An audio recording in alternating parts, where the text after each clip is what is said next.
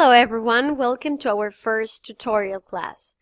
This week will be about the Tudor dynasty, and today we'll be talking about the political, economic, social, and religious developments under the Tudors. So let's start with the economic developments under this dynasty. Well, the economic changes that took place during the Tudor period were multiple and complex. There was an expansion of trade as a result of oceanic voyages, and connected with this, there was a new period of industrial activity. There was a great expansion of mining of all sorts like copper, tin, iron, coal. And it's also important to mention that in the Tudor age, this industrial and commercial expansion was brought under national instead of municipal control. The Tudors were in favor of mercantilism, and that means that the state controls and intervenes in all spheres of economy. They controlled not only wages and prices, but also the right to set up trade and the conditions under which it had to be carried on. The new spirit of nationalism that spread all over the country made this possible. A man no longer felt loyalty owing to his town, but to his queen or country. The industrial development, the rise of overseas trade, and the national control over this constituted the first steps towards capitalism. And remember that I just say the first steps because the development of capitalism didn't occur overnight. We can see some traces of it in the Tudor age, but it took definite shape in the 19th century with the Industrial Revolution. As regards the political developments, the Tudor monarchs were absolute because they imposed the political doctrine of unlimited centralized authority and absolute sovereignty. The essence of their doctrine was that the ruling power was not subject to be challenged or checked by any other agency, be it legislative, religious, or electoral.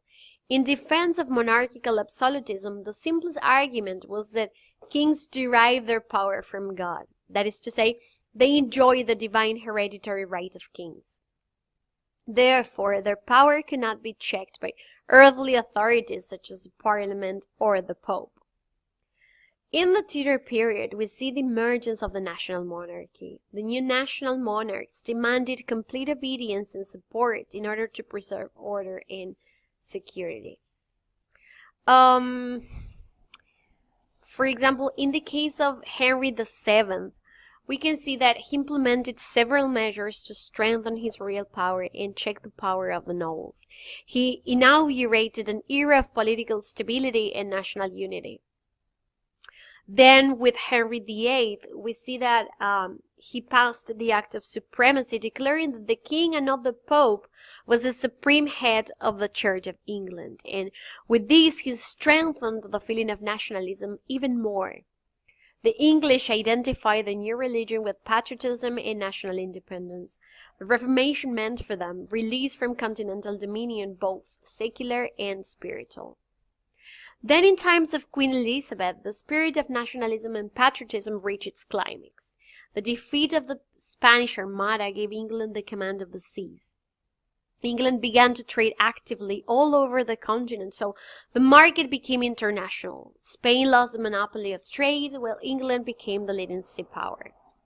This victory gave the English people a new sense of pride and self-confidence. They feared no one in the world. Let's move on now to the social developments. The Tudor period was decisive in the emergence and consolidation of the higher middle class. Under the impacts of commercial expansion, this class acquired great economic and political power. The prerogatives of birth started to give place to individual initiative, thus paving the way for early liberalism. When monasteries were confiscated, lands were bought by merchants and traders. Meanwhile, the power of nobility was still checked by the government. In the religious domain, it was during the Tudor period that the Church of England was established. And this event must be analyzed from the political, the social, and the religious point of view. Politically, it meant the breach with Rome.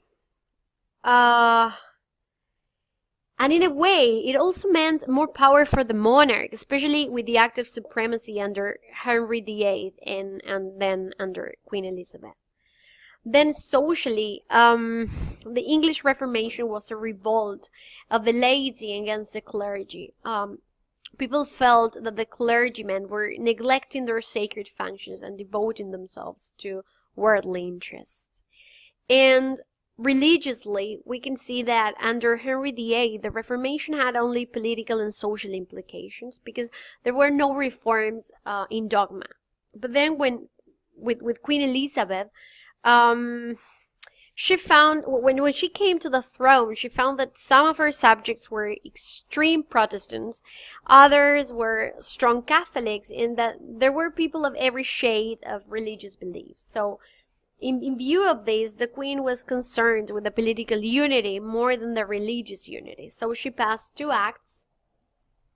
The Act of Supremacy that replaced the previous one and avoided the aggressive title of Supreme Head, and declared that the Queen was the supreme governor as well of things spiritual as of things temporal. And then she also passed the Act of Uniformity, making Protestantism England's official faith.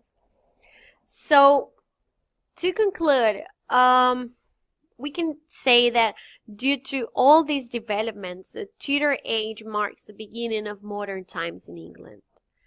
So, well, I hope that you enjoy these units as much as I do, and that you find these explanations useful.